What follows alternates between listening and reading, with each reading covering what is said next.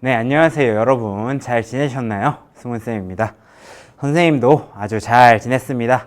이번 주 수업은 여러분들이 수업을 수강하기에 조금 여유로웠을 거라는 생각이 들어요.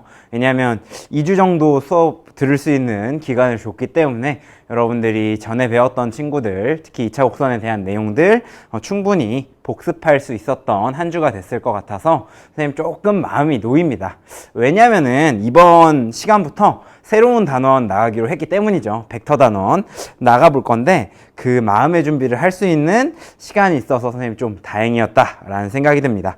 네, 이번 새로운 중단원 바로 벡터 단원인데 벡터라는 단어 아마 여러분들 인생 살면서 한 번쯤 들어봤을 거라는 생각이 듭니다. 특히 어떤 내용 배울 때 배웠었죠? 그렇죠. 물리 배우면서 배울 때 한번 들어봤을 거예요. 그렇기 때문에 이번 단원 시작하는 부분에서는 여러분들이 이해를 하는 것에 큰 어려움은 없을 거라는 생각이 듭니다. 그래서 선생님이 처음 부분, 그 벡터의 연산 중단원이거든요. 여기 부분은 여러분들이 이해를 빠르게 할 수 있을 것 같아서 빠르게 돌파할 예정입니다. 근데 여러분들한테 설명을 할 때 그냥 막 설명을 하면 여러분들이 뭐지? 혼란스러운데? 이럴 수 있겠다 싶어서 역시나 전 2차 곡선 단원에서 얘기했던 거랑 비슷하게 준비를 해봤습니다. 그래서 어떤 걸 준비를 해봤냐면요.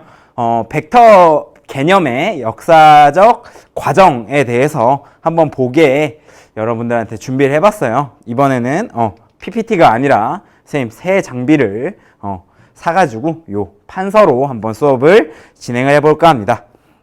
그리고 역사적 과정이 우리 단원 구성, 교과서 단원 구성에 어떻게 영향을 줬는지를 이렇게 위아래로 비교하면서 수업 시작을 해볼까 합니다.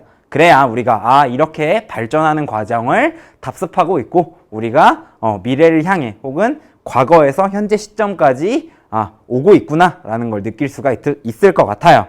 그래서 지금부터 벡터의 역사 한번 시작을 해보도록 하겠습니다. 아까 물리학을 얘기를 했잖아요. 물리학에 대해서 얘기를 했는데 벡터의 역사. 네, 역사를 봄에 있어 이 사람을 빼놓고는 절대 얘기를 할 수가 없을 것 같아요. 누구죠? 바로 17세기 열심히 활동한 뉴턴이죠. 뉴턴은 우리가 뭘 얘기를 하면서 벡터 개념을 처음으로 도입을 하느냐, 바로 자연과학의 수학적 원리, 뉴턴이 말한 저술한 책의 이름으로는 프린키피아 라는 책에서 자연과학의 수학적 원리라는 책에서 여러분들한테 벡터 개념을 처음으로 제시했어요. 어떻게 제시를 했느냐? 물체가 운동을 할 때 받는 힘을 우리가 뭘로 나타낼 수 있다?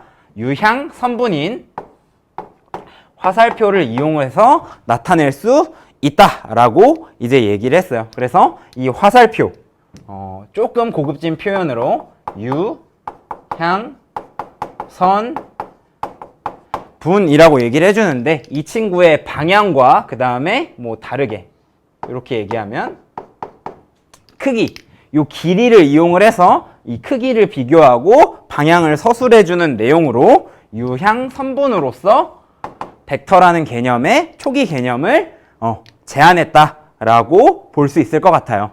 그 동시대에 요 내용을 보고 수학적으로는 어떤 발전이 이루어졌느냐,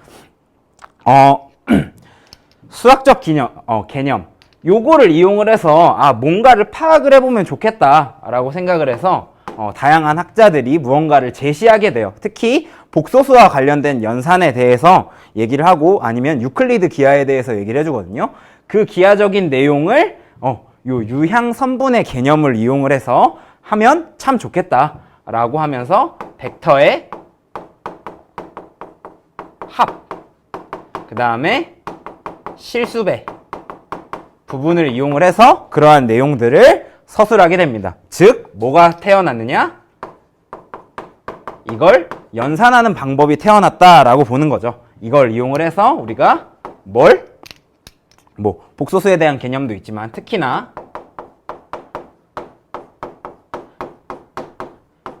유클리드 기하에서 다뤄졌던 친구들을 조금 더 효율적으로 다뤄주는 과정이 얘에 힘입어 태어나게 됐다라는 거죠. 예를 들어서 여러분들이 나중에 비슷한 친구들 하게 될 거지만 이런 내용 있잖아요. 평행사변형의 대각선은 서로를 어떻게 한다? 그렇죠. 이등분한다 라는 내용을 유클리드 기하에서는 어떻게 했냐? 유클리드 기하에서는 이 삼각형과 이 삼각형이 어떻다? 합동이다를 이용을 해가지고 평행선에 대한 공리, 공준을 사용해가지고 밝혀줬었던 아주 복잡한 과정을 했었어야 됐는데 우리가 얘를 벡터 개념을 이용하면 무엇으로? 벡터의 방정식 형태로 방정식이 아니라 방정식 연산의 형태로 얘를 증명하는 과정을 조금 더 효율적이게 할 수 있었다라는 거죠. 요렇게 힘입어서 다음 단계로 수학에선 넘어가게 돼요. 물리학은 여기에서 이제 독자적 노선을 타서 쭉 발전을 하게 되고요. 수학에서는 어떤 내용들이 또 발전을 하게 되냐. 요렇게 이제 유양선분을 이용을 해서 무언가 내용들을 표시할 수 있게 되는 거예요. 그러면은 이 표시를 한 걸 뭐 해야 되느냐? 좀 표준화시키거나 아니면 좀 더 효율성을 가질 수 있게 하는 단계가 필요했던 거죠. 그래서 등장한 사람이 해밀턴. 이 사람은 뭘 얘기를 했느냐? 위치 벡터라는 개념을 이야기하면서 위치 벡터 쉽게 얘기하면 시점을 고정시키는 거라고 생각을 하는 거거든요. 그러니까 여기에서는 시작하는 유양선분의 시작점을 여기로 볼 수도 있고 여기로 볼 수도 있고 저기로 볼 수도 있는데 그걸 어떻게 함으로써 고정시킴으로써 우리가 무언가 표준화해서 뭔가 사람들에게 전달할 수 있음을 구조적으로 만들어냈고요. 그 다음에 이 친구를 이용을 해서 복소수라는 수 체계를 어떻게? 성분을 이용을 해서 표시하게 되는 방식을 제안을 하게 되는 거죠. 그래서 우리가 기존에 있었던 역학에 관련된 내용으로 수 체계를 이해하는데 조금 더 도움을 주었다라는 겁니다. 그래서 동시대에 또 가우스라는 사람은 이 성분 표시 이런 것들을 또 독자적으로 개발을 하면서 복소수 평면이라는 개념을 제안하게 돼요. 왜 복소수로 성분 표시로 복소수 평면을 제안할 수 있느냐? 실수부와 허수부를 좌표를 이용을 해서 나타내면 되기 때문이죠. 그래서 이런 것들을 이용을 해서 우리가 무언가 점을 나타낼 때 이 선분을 나타낼 때 선분이 아니라 여기에서 유향 선분이 아니라 이 친구를 뭐로? 좌표를 이용을 해서 나타낼 수 있게 되는 거죠.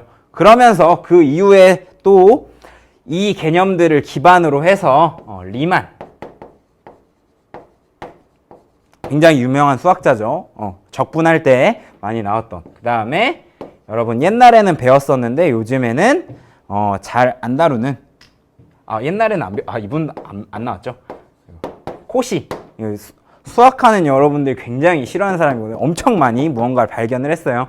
이런 사람들이 이 도형적인 내용을 좌표로 옮기는 것 때문에 곡선의 변화를 연구하는 학문들을 만들어내게 되죠. 그거를 우리가 뭐라고 얘기하냐면 미분 기하 아니면 해석학 이런 것들이라고 이용을 하는 거죠. 그 다음에 이런 내용들이 물리학의 내용을 좀 더 체계화시키는데 도움을 주게 되는 거예요. 그 다음에 또 독자적으로 케일리라는 사람이 있거든요. 옛날에는 케일리 해밀턴 정리해가지고 여러분 행렬이라는 친구를 배울 때 등장했던 사람이 있었는데 이 사람은 도형의 표현이나 변환에 대해서 독자적으로 또 연구를 진행을 하게 돼요. 여기까지가 여러분들 대체적으로 다뤄주는 내용이고요. 이 이후에는 여기는 19세기쯤 되거든요. 그래서 이 이후에는 어떤 내용들이 벌어지게 되느냐, 이 내용들, 여기서는 대부분 뭐에 대한 학문이냐, 보이는 거에 대한 학문이에요. 여기 선분, 기하, 유클리드 기하, 특히나 보이는 거죠. 그 다음에 뭐 평면, 그 다음에 좌표, 곡선, 이런 보이는 것들에 대한 학문으로서 발전을 하다가 요 이후에 공리주의라는 게 등장하면서부터 이 친구들을 좀 더 학문적인 발전을 이룩하게 됩니다. 대표적인 학자로 누가 있느냐? 갈루아. 뭐죠? 갤로이스 아니고 갈루아. 그 다음에 뭐 페아노, 이런 사람들이 나오면서 이런 체계들을 조금 더 구성을 할 때 우리가 어떻게 하면 좋을까라는 입장에서 조금 더 다른 방향으로 나아가게 되는 겁니다. 그래서 여기서는 뭐 군, 환, 채, 아니면 뭐 집합에 관한 이론들로서 이제 내용들이 전개되게 되는 거죠. 우리가 보고자 하는 보이는 것에 대한 학문이랑은 조금 거리가 멀어지는 학문적 성격을 가지고 발전하게 되는 이 과정까지를 거치게 돼서 우리가 벡터의 역사가 발전되어 온 과정을 얘기할 수 있을 것 같아요. 여기까지 잘 이해가 되셨나요? 잘 모르겠으면 선생님한테 여쭤봐도 되고, 그 다음에 선생님이 요 학자들이 발표한 내용들을 시간 순서대로 정리할 것 같지만 사실 동시다발적으로 좀 이루어지거든요. 그래서 찾아보면 좀 안 맞는 게 있을 수 있지만 여러분들이 요 순서로 이해를 하는 게 교과서에 대한 내용을 이해하는데 좀 도움이 될 것 같습니다. 자, 그러면 우리가 요 역사적 답습 순서에 따라서 뭘 배우느냐? 교과서의 내용을 배우게 되는 거죠. 자, 교과서에선 이러한 내용들을 어떤 내용으로 다루고 있는지 한번 순차적으로 비교를 해서 보겠습니다. 여러분들 교과서 내용 처음 배우게 되면 뭐 배우냐면요, 벡터의 정의 배우게 돼요. 벡터란 무엇인가? 자, 벡터의 정의 배우게 되는데 이 벡터의 정의에서는 뭐뭐 배우냐면 표현법 배우고요. 벡터를 어떻게 표현하는지, 그리고 벡터란 뭐라고 하는지, 그 다음에 벡터라는 친구 나중에 연산을 해주게 될 텐데 연산을 하려면 일단 뭐가 필요하냐? 단위가 필요하고, 그 다음에 없는 상태. 보면 알겠지만 나중에는 뭐 집합, 그러니까 원소들에 대해서 얘기를 해줘야 되잖아요. 그렇기 때문에 무의 상태와 1의 상태를 정의하는 친구가 무엇인지를 꼭 말해줘야 되는 거죠. 그 다음에 요거를 비교하는 거, 크기 비교를 할 수도 있고요. 아니면 같다를 얘기할 수 있고, 그 다음에 벡터라는 친구가 정의되는 방식이 있기 때문에 일치와 평행으로서 비교를 하는 과정을 배우게 돼요. 요 과정이 우리가 유양선분을 제시한 요 친구랑 일맥상통한다라고 볼 수가 있는 거죠. 왜? 일단 제시를 해야 뭘 할 거 아니에요. 자, 그 다음에 이제 배우는 내용들이 무언가 집합을 정의를 해줬으니 이 집합에 대한 뭘 해야 된다? 네, 연산을 할 줄 알아야 된다. 그러면서 같이 나오는 것이 뭐냐? 실수배다. 연산의 일종이죠. 그래서 실수배를 해주게 하는 과정을 배우게 되고요. 여기선 특히나 덧셈과 뺄셈에 대해서 배우고, 여기는 스칼라, 곱에 대해서 배우는 거다.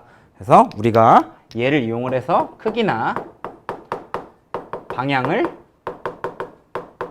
조절하는 과정을 배울 거예요. 그래서 이 친구 덧셈 뺄셈하고 기타 등등 과정을 거치는 이 과정에서 여러분들이 어떤 부분과 일맥상통하고 있는지를 봐야 되냐면 여기 부분과 요 아래 요 부분이네요. 여기 부분과 일맥상통하고 있다. 그래서 여러분들한테 유클리드 기하에 대한 내용을 이 친구를 이용을 해서 활용할 수 있는지를 물어보는 문제들을 좀 출제하게 되겠죠.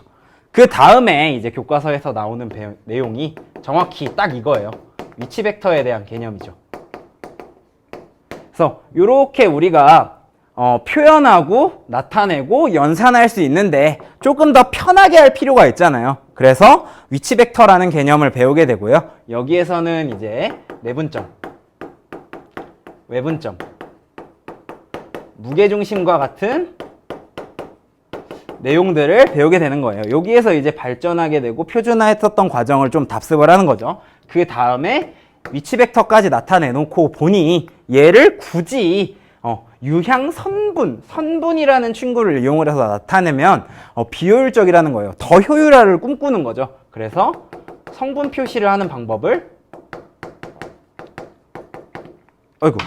성분 표시를 하는 방법을 배우게 되는 거예요. 그래서 이 성분을 이용을 해서 연산 친구를 재정의하게 되는 거죠. 그래야 뭐하니까? 좀 더 효율적으로 답습을 할 수 있으니까. 그래서 이 친구는 우리가 역사적 맥락 중에 어디? 요 부분에 이제 해당이 된다라고 생각을 하고 학습을 하면 될 것 같습니다. 그 다음에 나오는 내용이 다음 이제 중단원 내용이에요. 아마 내적하고 그 다음에 뭐 도형의 방정식, 특히나 그냥 방정식이 아니라 어떤 방정식?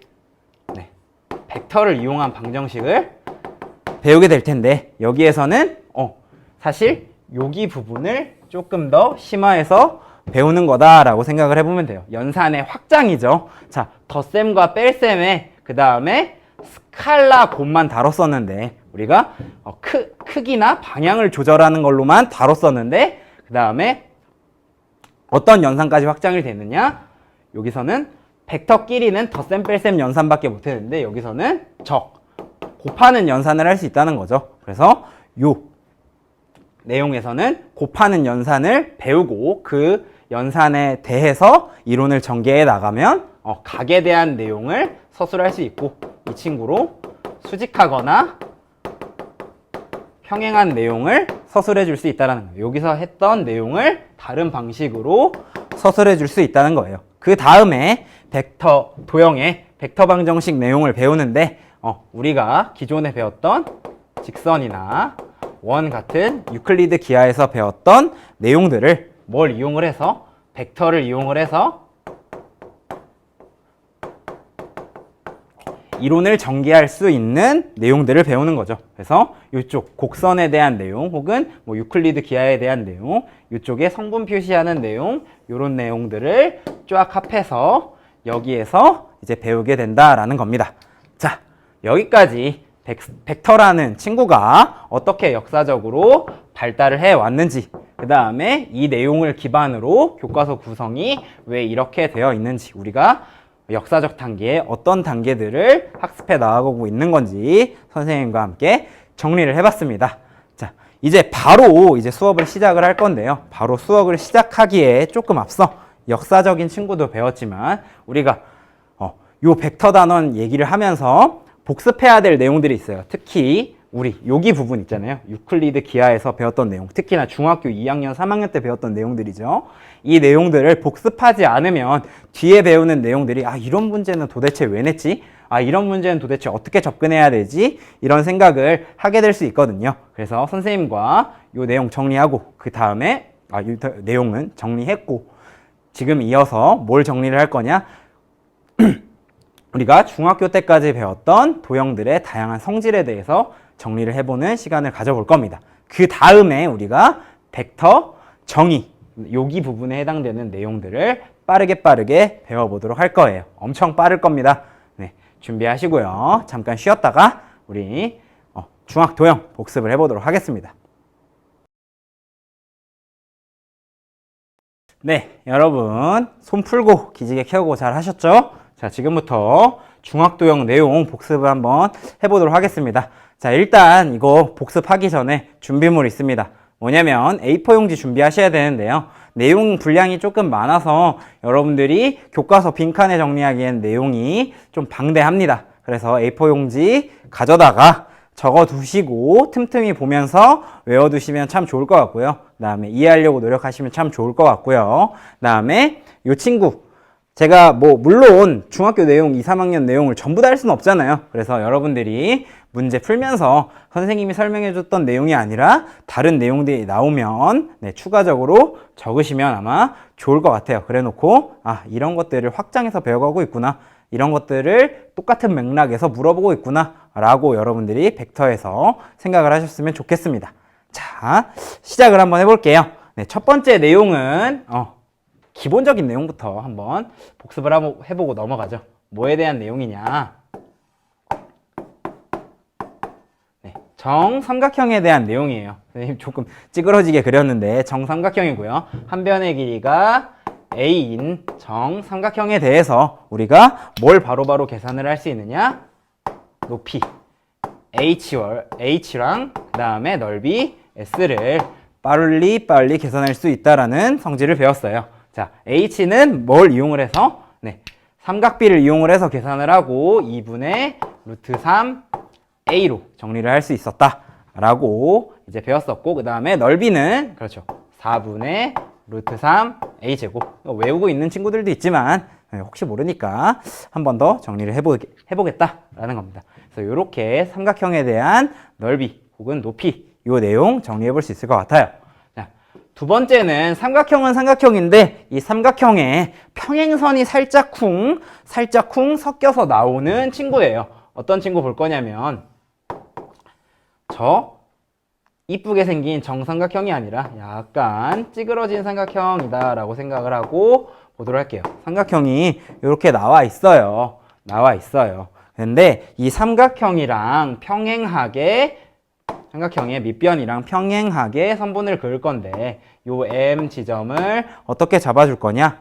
여기 부분의 길이와 여기 부분의 길이가 같게 잡아주고 그 다음에 밑변과 평행하게 선분을 그을 겁니다. 그러면은 쭉 가다가 AC랑 만나는 부분이 생기겠죠? 이 친구를 우리가 N 지점이라고 불러줄 거예요. 그 다음에 이 윗변의 길이를 A라고 했을 때, 여기도 A니까요. 똑같이 A니까. 그래서 A라고 했을 때 우리가 뭘 얘기를 해줄 수 있느냐?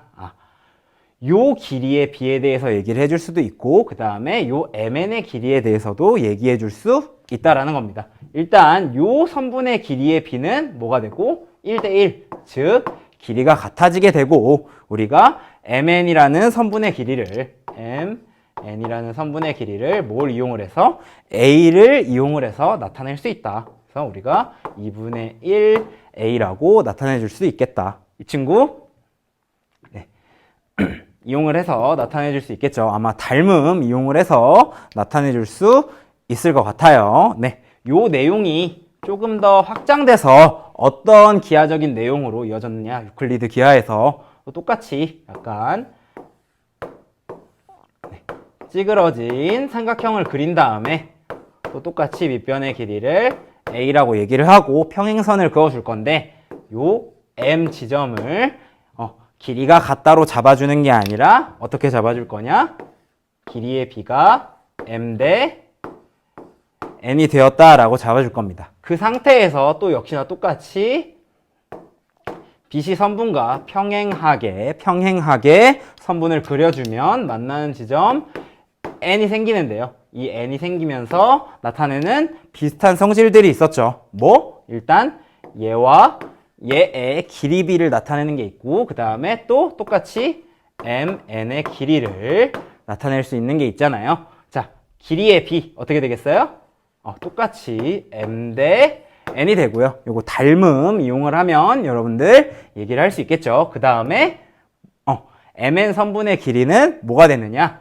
M 플러스 N분의 곱하기 M A 요 부분만큼 전체분의 요것만큼의 길이가 된다라고 여러분들이 생각을 할 수가 있었어요.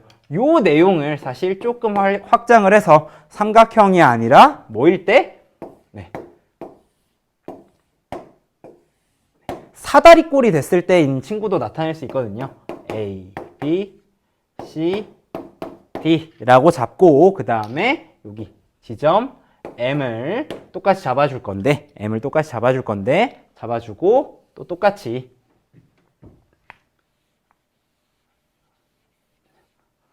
똑같이 요 평행한 사다리꼴에서 똑같이 이렇게 평행하게 잡아주면 만나는 지점 뭐가 생기고 n이 생기고 그 n에 대해서 우리가 여기 길이가 b가 m 대 n이었다면 저 반대쪽에서도의 길이의 b가 뭐가 된다? m 대 n이라는 걸 알 수 있었고 우리가 또 mn의 길이를 뭘 이용을 해서 나타나져 있는 변의 길이를 이용을 해서 나타낼 수 있다라는 거죠. 이 친구 사실 증명을 하면 어떻게 해야 되느냐? 이렇게 대각선을 그어주면 삼각형 두 개가 생기죠. 이 친구를 이용을 해서 나타내 주게 될 거고 공식으로 정리해서 나타내면 m 플러스 n 분의 ma 더하기 n b로 나타낼 수 있다. 이게 확장돼서 사실 내분 외분 개념까지 기하적인 개념으로 확장될 수 있다 까지 여러분들이 익히게 되는 과정을 아마 배울 겁니다. 그래서 이 내용을 복습하는 거예요. 자, 세 번째 복습할 내용은 똑같이 삼각형 두 개가 있고 평행선이 있는데 어떻게 삼각형을 만들어 줄 거냐. 지금 삼각형 두 개를 이렇게 만들었잖아요. 이렇게 만드는 게 아니라 평행한 선분 두 개가 있고 이렇게 만들어 주게 될 겁니다. 그렇게 되면 그리고 여기 뭐 라고 했을 때 이 친구들 비례관계를 나타내 줄 수 있고 평행하기 때문에 우리가 닮음이니까 이 친구의 비례관계를 얘기해 줄 수 있고 그 비례관계가 어떻게 된다? 꾸준히 유지된다라는 거죠. 얘의 길이가 예를 들어서 m이고 얘의 길이가 n이었다면 이쪽의 길이는 뭔진 모르지만 비율은 m 대 n으로 유지가 될 거고 선생님이 숫자는 그냥 m이라고 쓸 거고요. 그 다음에 비율로 나타낼 때 동그라미를 쳐서 나타낼게요. 네, 다음 이쪽에서도 길이의 b가 m 대 n으로 유지된다라는 걸 이제 알 수 있다는 겁니다. 이렇게 해서 삼각형에 대해서 특히 평행선과 섞여져서 나오는 성질들을 정리해 볼 수 있을 것 같아요. 여기까지 정리를 하고 다른 성질들도 한번 익혀보도록 할게요. 자, 네 번째. 여기서부터는 이제 조금 고난도고 이름이 있는 친구들이거든요. 네 번째로 배울 친구는 중선 정리. 파포스의 중선 정리라고도 얘기를 하고 뭐 아폴로니우스의 중선 정리인가요? 라고도 얘기를 해주죠. 이 내용은 뭐였냐?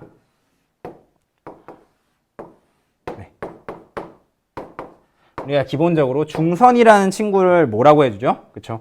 반대쪽 대변의 중앙점에 있는 친구로 이은 이 선을 중선이라고 얘기를 해주죠. 이런 선에 대해서 우리가 특정한 정리를 만들어낼 수가 있는데 변의 길이에 대한 성질을 말해줄 수 있는 거죠. 어떤 내용이었어요? 여기 제곱 곱하기 여기 제곱 더하기 맞죠? AB의 제곱 더하기 AC의 제곱은 얘의 제곱, 얘의 제곱을 더한 거에 몇 배가 된다? 2배가 된다. 그래서 정리를 하면 AB의 제곱 더하기 AC의 제곱은 2 곱하기 BM의 제곱 그 다음에 AM 혹은 AM, BM이거나 아니면 CM이 될 수도 있겠죠. 어차피 길이는 똑같으니까 곱하기 AM의 제곱이 된다 라고 했었던 내용을 볼 수 있을 겁니다. 이 친구 사실 증명을 할 때도 벡터 개념을 이용해서 증명한 거다라고 생각할 수 있어요. 왜 그러냐면 얘 증명을 했었을 때 어떻게 했느냐? XY 좌표 이용해서 했었죠. 이 친구 뭐 A, B다. 얘는 10,0이다. 얘는 그러면은 중선이니까 마이너스 10,0이다. 그래서 이미 좌표계를 이용을 해서 증명을 했기 때문에 우리가 벡터 개념을 이미 이용을 해서 봤을 거라고 생각이 됩니다. 근데 벡터 방식으로 다르게 증명을 해볼 수도 있겠죠. 본질은 똑같습니다만은. 그래서 이런 내용들 정리를 해볼 수가 있을 거고요. 그 다음에 다섯 번째. 삼각형 각의 이등분 선의 성질. 요거 있잖아요. 요 내용도 되게 많이 나오는 내용이에요. 그래서 정리를 해볼 수 있을 것 같아요. 자, 일단 기본적으로 삼각형을 그리겠죠. 네, 그 다음에 요 각을 어떻게 하는? 이등분하는 선분에 대해서 길이의 비를 나타낼 수 있는데, 이거 대 요거는 요거 대 요거다 라고 나타냈었던 그 비례식 있잖아요. 요거 증명을 할 때 원래 뭘로 했어요? 연장선 그어가지고 유클리드 기하 내용 이용을 해서 2학년 3학년 때 배웠었죠. 그 내용을 알아두시면 좋을 것 같습니다.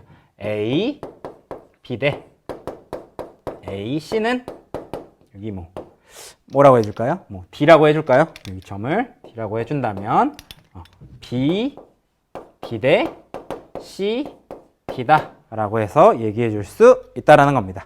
자, 여기까지 정리 잘 되셨죠? 자, 이어서 지우고 또 새로운 내용들 정리해 보도록 할게요.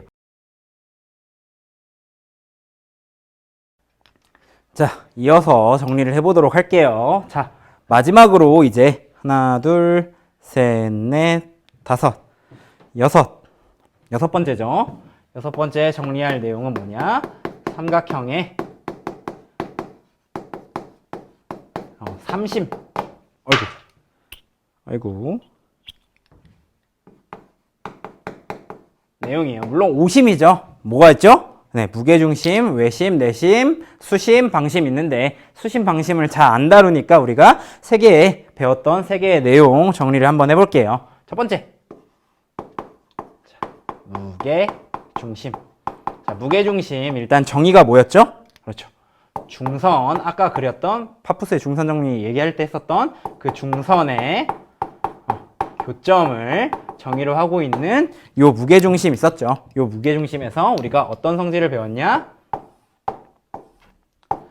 삼각형이 이렇게 있고 중선들을 이어서 만든 요 교점을 우리가 무게중심이라고 하고, 여기 안에서 성질을 배웠다. 어떤 성질을 배웠다? 2대 1로 내분한다는 성질을 배웠다. 그 다음에 뭘 배웠냐? 여기 넓이와 다음에 여기 넓이 반대쪽으로 가면 또 여기 넓이 해서 하나, 둘, 셋, 넷, 다섯, 여섯 개의 넓이가 모두 어떻다? 같다라는 성질을, 여섯 개의 넓이가 모두 같다라는 성질을 배웠었다라는 겁니다. 근데 이 증명 과정을 어떻게 했다? 이 무게중심이라는 친구를 찾아내는 거를 유클리드 기하의 입장에서 증명을 내용을 했었었죠. 그래서 굉장히 힘들었었던 기억이 있을 겁니다. 근데 나중에 벡터, 위치 벡터 특히 배우게 되면 이 친구를 아주 간단하게 나타내는 법, 유클리드 기하적 성질을 이용을 해서 아주 간단하게 나타내는 법을 배워보도록 할 겁니다. 자, 두 번째, 외심. 정의상으로는 뭐였냐면은 외, 접, 원의 중심이었어요. 요 안에서 어떤 성질이 있었는지를 복습을 해보도록 하고 가도록 할게요. 자, 이 외접원의 중심, 다른 말로 뭘로 할 수 있었는지랑 성질들 있었거든요. 그래서 원을 이렇게 그려주고 삼각형을 그렸을 때, 혹은 원래 반대로 그려야죠. 삼각형을 그린 다음에 외접하는 원을 그려야 되겠죠. 그 친구 원의 중심, 이 친구를 우리가 외심이다 라고 줬었다라는 거죠. 근데 외심을 찾아낼 때 바로 외접원을 그리기 힘드니까 우리가 동치 조건을 찾아줬는데 어떤 친구로 찾아줬느냐? 같은 말, 어떤 친구로 찾아줬느냐? 변의 수직 2등분 선의 교점 이라고 해서 찾아줬었죠. 그래서 이 변을 2등분하고 수직하게, 그 다음에 이쪽 변을 또 2등분하고 수직하게 이어내면 교점이 하나 생기는데 이 친구를 외심이다 라고 불렀었죠. 그 다음에 이 친구를 이용을 해서 이 원을 살펴보면 사실 이렇게 되는 이 삼각형, 어떤 삼각형이에요? 그렇죠. 2등변 삼각형이니까 이르는 거리가 전부 같게 돼서 이 친구를 외심의 동치 조건으로 볼 수 있었다라는 라는 내용까지 살펴볼 수 있었을 것 같습니다. 여기에서 조금만 더 이제 살펴보면 모두 될 수 있느냐. 외접원, 특히나 이쪽 원주각에 대한 내용이겠죠. 네, 사인 법칙까지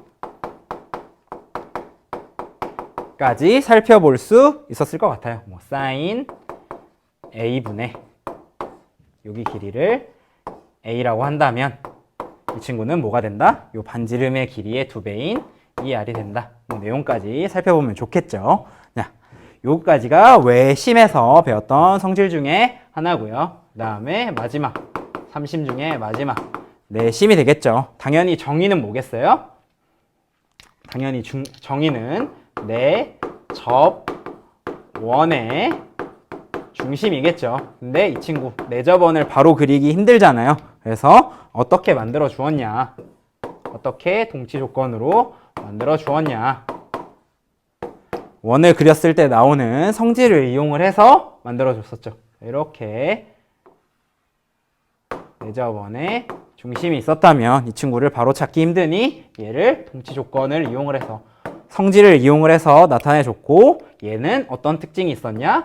각의 이등분 선의 교점이다 라는 특징을 가지고 있었다라는 거죠. 그러면서 어떻게 나중에 얘가 내심인 것까지 연결이 되느냐? 자, 각을 이등분했고 그 다음에 이쪽으로도 각을 이등분했으니 그 다음에 이쪽으로도 각을 2등분 했으니, 자, 여기 수직이겠죠. 접한다고 했으니까 수직이겠죠. 그래서 수선에 발을 내려주면 요 삼각형과 요 삼각형이 한 변을 공유하고 직각 삼각형인데 각의 크기까지 같으므로 여기 길이 같아요. 똑같이 이용해서 여기 길이까지 같아요. 그러면 여기가 다 변에 이르는 거리가 같네요. 원을 만들면 내접원이 되겠네요 까지 해가지고 이렇게 교점을 만들어도 내심이 된다 라는 성질까지 얻어냈었던 것 같습니다. 그 다음에 여기에서는 무슨 내용 배웠었느냐? 삼각형의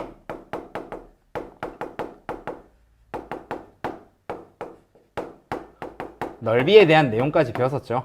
네. 내접원의 반지름을 이용을 해서 삼각형의 넓이를 계산하는 법까지 했었던 것 같습니다. 그래서 삼각형 요 내용까지 볼 수 있을 것 같아요. 그 다음에 여러분들한테 어떤 성질을 알아놓으면 좋을 것 같냐? 자, 7번.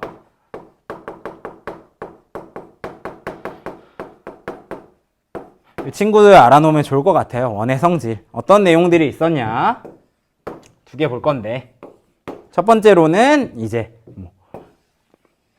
할선을 그었을 때 나타내는 성질이에요. 그래서 이렇게 생긴 점 밖에서 원을 뚫는 할선을 그렸을 때 점이 A, B, C, D라는 지점이 생기고 이 친구 뭐가 같다? 곱이 같다 라는 성질로 배웠었죠. 어떻게 곱이 같느냐? 이렇게 곱하는 것과 이렇게 곱하는 것이 곱의 크기가 같다. 요거 뭐 이용을 해서 증명을 했었냐면, 사실 조그맣게 그리면, 그래서 그렸을 때 이쪽은 할선, 이쪽은 접선으로 그려줘서 그다음에 이렇게 그었을 때 여기 길이의 곱이 얘의 제곱과 같다. 그러면은 얘도 제곱과 같고 얘도 제곱과 같으니까 서로 같은 거다 라고 이제 증명을 했었던 것 같습니다. 그래서 굳이 이제 표현을 사용을 해서 정리를 해주면 PA 곱하기 PB는 PC 곱하기 PD가 된다 라고 이제 설명을 했었던 것 같습니다. 자, 그 다음에 여기 한 3개쯤 되겠네요. 자, 원의 지름에 대해서 한 점을 잡아주면 이렇게 생긴 삼각형, 여기가 중심을 지나는 지름이니까 항상 여기가 뭐가 된다? 직각이 된다. 그러면서 어떤 내용들까지 얘기를 할 수 있다? 외곽 얘기까지 하면서 여기가 세타고 여기가 세타면 여기가 2세타라고 할 수 있겠다. 사실 이 성질까지 이용을 해서 무슨 내용이 되느냐?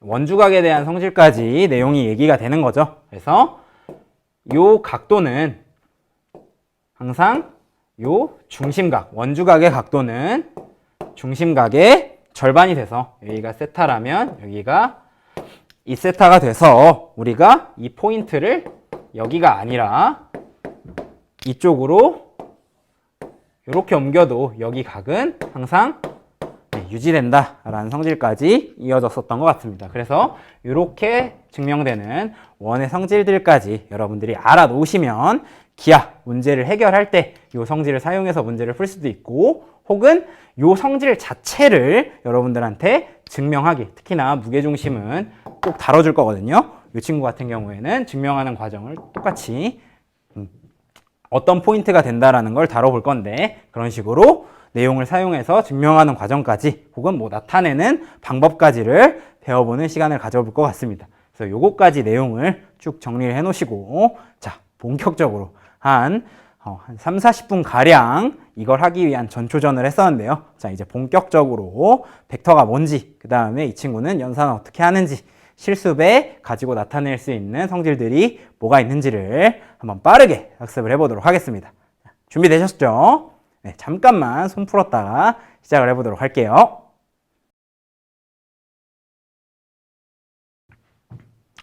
시간이 얼마 안 남았네요. 5분 정도 남았으니까 우리 오늘 벡터란 무엇인지 약속 정도만 보고 오늘 수업 종료를 해보도록 하겠습니다. 자, 일단 벡터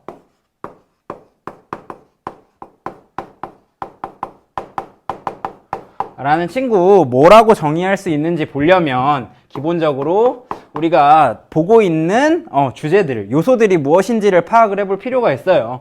옛날에 연구했던 친구에서 요즘에 연구하는 친구로 바뀔 때부터 이 벡터라는 개념이 등장했다라고 얘기를 했잖아요. 옛날에 연구하던 요소들은 기본적으로 뭐가 있었냐? 넓이, 길이, 이런 것들이 있었죠. 이런 것들을 연구하다가 갑자기 뉴턴 시대부터 갑자기 노란색으로 쓸게요. 넓이, 길이, 부피, 이런 것들을 얘기를 하다가 갑자기 연구를 하게 되는 분야가 달라졌다라는 거죠. 뭘로 달라졌느냐? 힘, 물체의 운동, 그 다음에 천체의 움직임, 그 다음에 뭐 해류, 이런 것들로 바뀌게 되었다라는 거죠. 그러면 여기에서 연구를 할 땐 사실 뭐만 필요하냐? 크기만 필요했었어요. 왜? 이 길이, 넓이, 부피, 이런 것들은 크기만 우리가 나타낼 수 있었으면 표현하는데 별 지장이 없는데, 우리가 얘를 연구하다 보면 크기도 알아야 되지만 상대적인 무언가에 따라서 얘가 위치가 변하기 때문에 뭐를까지 알아야 되느냐? 방향까지 알아야 된다라는 거죠. 그래서 우리 벡터 개념이 태어났다라고 볼 수 있다라는 거죠. 그래서 벡터라는 친구 정의하기를 뭐라고 하느냐? 벡터는 위 친구와 다르게 크기와 방향을 함께 가지는 양이다 라고 하고 얘기를 할 거다라는 겁니다. 자, 벡터 이렇게 정의한다 라는 겁니다. 그럼 기본적으로 크기와 방향을 함께 가지느냐, 그럼 크기는 뭐고 방향은 뭔지를 나타낼 수 있어야 벡터라고 할 수 있을 거 아니에요. 자, 크기, 방향, 요 두 개를 어떻게 나타내느냐, 물리에서 얘기했듯이 유향선분으로 나타내고 이렇게 나타낼 수 있다라는 겁니다. 그리고 상대적으로 뭐 이렇게 나타낼 수도 있겠죠. 자, 뭘 이제 핵심적으로 얘기를 하는 거냐?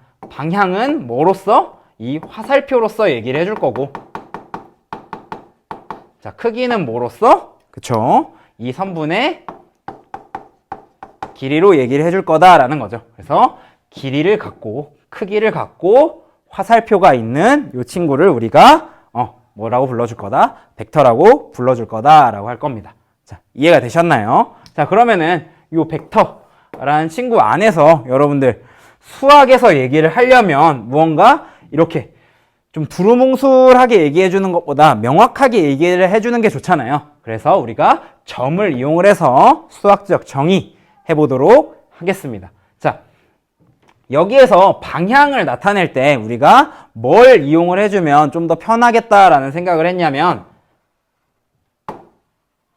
요 두 개예요. 뭐죠? 시작하는 부분과 끝나는 부분, 즉 시점과 종점이죠. 그래서 A라는 시점에서 시작점에서 시작을 해서 B라는 종점, 도달하는 점까지를 나타내는 화살표, 이 친구를 벡터다. 특히 뭐다 라고 불러줄 거냐? 벡터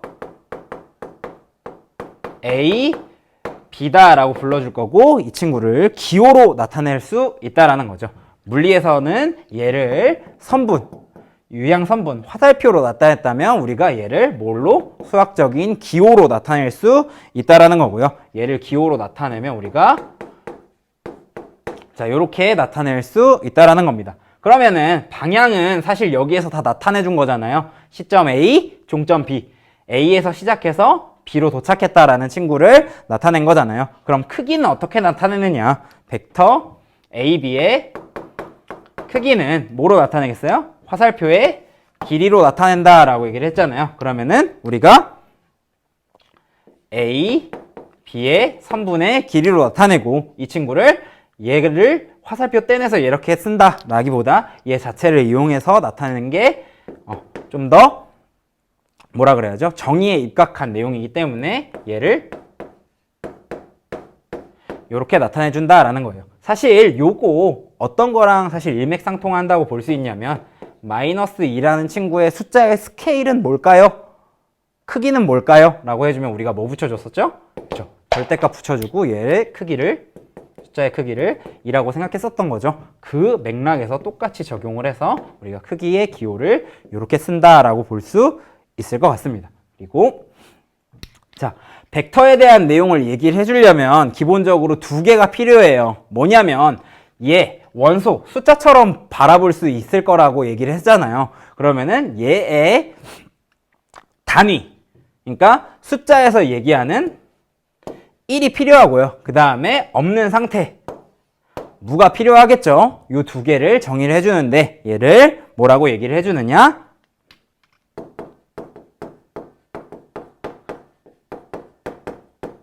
단위 벡터라고 얘기를 해줄 거고, 얘 같은 친구는 0 벡터라고 얘기를 해줄 거예요. 그래서 이 친구 같은 경우에는 어떤 친구? 벡터의 크기가, 길이가 1인 이 AB 벡터를 우리가 단위 벡터다 라고 얘기를 해줄 거고, 얘 같은 경우에는 크기가 몇인? 제로인 친구를 크기가 0인 친구를 얘기를 해줄 거고, 굳이 얘로 설명을 하자면 시점과 종점이 어떻게 되는?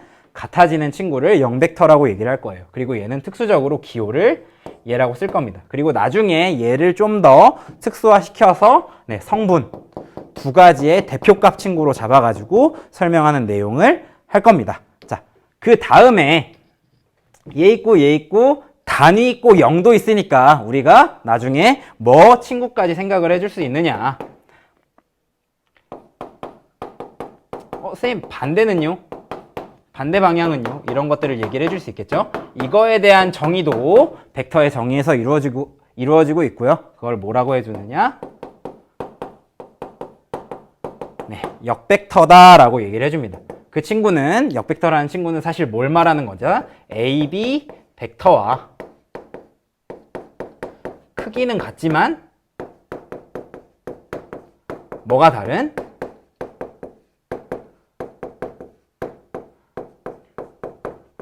방향이 다른 친구다라고 얘기를 해줄 거예요. 그럼 이 친구는 기호를 어떻게 쓰느냐? 자, 얘랑 똑같겠죠. 플러스의 반대는, 그렇죠, 마이너스가 될 테니까, 플러스의 반대는 마이너스가 될 테니까 우리가 A, B의 역벡터를 뭐라고 불러줄 거냐? 마이너스 A, B 벡터다 라고 불러줄 거예요. 그리고 사실 이 친구는 뭐랑 똑같을 수 있어요? 요거니까 시점과 종점을 바꾼 BA 벡터랑도 같다고 볼 수 있겠습니다. 그래서 우리가 기본적으로 요 친구들은 알아야 우리가 덧셈 뺄셈을 할 수 있거든요. 그래서 요 약속은 우리가 정해놓고 한번 수업을 진행해 보도록 하겠습니다. 자, 오늘은 그냥 이렇게 정의까지 하는 걸로만 수업을 하고요. 다음 시간에는 문제, 요 정의에 입각한 우리가 약속을 정했으니 약속 정해놓은 걸 잘 알고 있는지 확인할 필요가 있겠죠.